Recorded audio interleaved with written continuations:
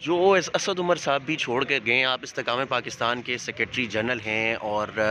لوگ جو ہیں وہ آہستہ آہستہ آپ کی پارٹی میں شامل ہوتے جا رہے ہیں، تو یہ بتائیں کہ اب کون سے لوگ ہیں جو آ رہے ہیں؟ کیا اسد عمر صاحب سے کوئی آپ کا رابطہ ہوا ہے؟ ہاں بالکل، اسد صاحب سے رابطہ ہوا ہے، پارٹی کے آنے کی ریکویسٹ نہیں کی، ان کو کوئی آنے کا نہیں کہا، لیکن اسد اور ہم سب بڑے طویل سفر ہم نے اکٹھا طے سب نے کیا ہے، اور سب نیک نیتی کے ساتھ اس پارٹی کے ساتھ پی ٹی آئی کے ساتھ لگے رہے ہیں، لیکن اب جو حالات واقعات ہیں، جو معاملات ہیں، اس کو دیکھ سن کے کہ جس طرح معاملات چل رہے ہیں اور جس طرح کہ انفارچونیٹلی ہم وہ اچھے فیصلے نہیں کر سکے جو کہ ایک باشعور اور عقل مند ایک لیڈرشپ کو اوور آل جو ہے کرنا چاہیے تھا، نقصان اٹھایا ہم نے، کیونکہ عقل مندی تو یہی ہوتی ہے کہ جو آپ مقصد لے کے نکلتے ہیں زندگی میں، اور جو مقصد آپ کا ہوتا ہے کہ آپ نے عوام کو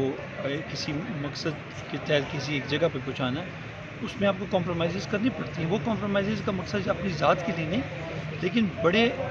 ایم کے لیے، بڑے مشن کے لیے، بڑے مقصد کے لیے آپ ہم نے تو ساری عمر 28 سال مجھے اس پارٹی میں ہوئے اور میں سیکرٹری جنرل بھی رہا، تو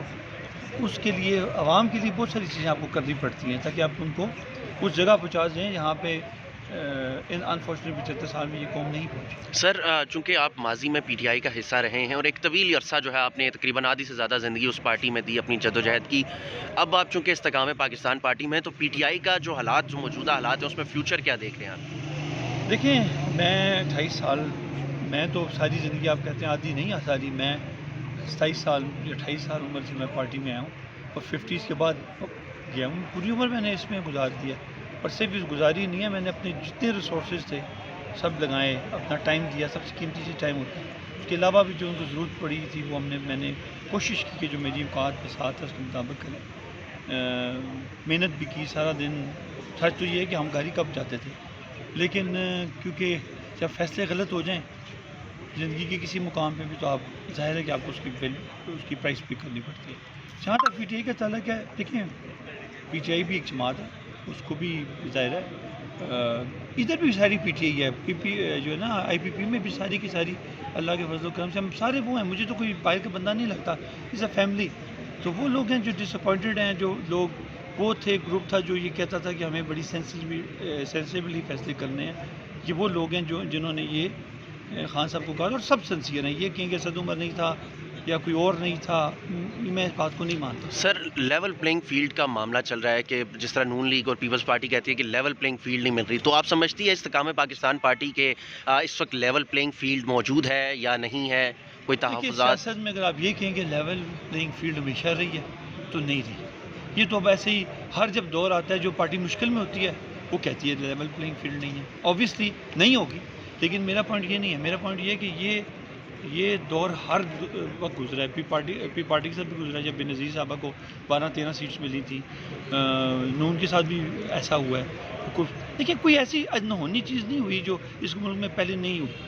یہ ہوئی ہے، اور یہی چیلنجز ہیں، اس کے ساتھ ہی چلنا پڑے گا۔ سر، آخری چیز، کیا استحکام پاکستان پارٹی آئندہ انتخابات میں کسی بھی سیاسی جماعت کے ساتھ اتحاد کرے گی؟ نون لیگ، پیپلز پارٹی یا پھر پی ٹی آئی؟ دیکھیں، ہمارا مقصد ایک ذہن میں رکھ لیں، وہ ہے لوگوں کی فلاح و بہبود۔ اگر اس کے لیے میں سمجھتا ہوں، میرا اپنا اوپینین ہے کہ ہمیں اگر اب یہ لڑائی جھگڑے سے ہٹ کر اگر کلیکٹیولی بھی، یہ نہیں کہ کوئی یہ ڈیسیجن ہے، لیکن کلیکٹیولی استحکام اگر لا سکتے ہیں پاکستان کے اندر، ایک